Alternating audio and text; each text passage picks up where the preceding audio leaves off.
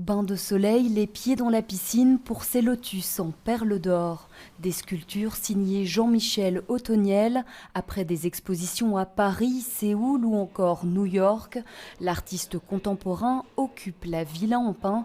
C'est sa première exposition majeure à Bruxelles. La villa est très complexe parce que c'est un bijou en soi. C'est-à-dire que je dirais, l'œuvre principale, c'est presque l'architecture et la villa.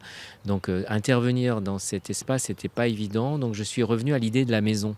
Vraiment qu'on fait ce voyage de la cave au grenier, un peu comme un enfant qui va avoir peur à la cave et puis s'émerveiller au grenier avec des découvertes.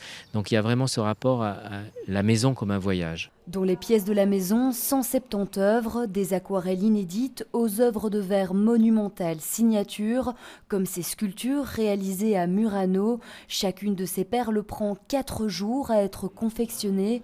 Elles sont toutes uniques et portent une malfaçon comme une cicatrice à la demande de l'artiste qui souhaite envoyer un message. Les sculptures derrière moi, elles portent en elles ce double qui est très présent dans l'exposition. C'est-à-dire que derrière cette apparente beauté, cette joie, il y a aussi quand même cette idée de la cicatrice, cette idée de l'absence. Et ces colliers sont comme des mandorles autour de corps absents. Donc il faut se laisser porter par la beauté pour peut-être arriver à découvrir le sens plus profond de mes œuvres. L'exposition rétrospective Diary of Happiness est divisée par pays, un parcours qui fait écho aux 30 ans de voyage qui ont nourri l'artiste.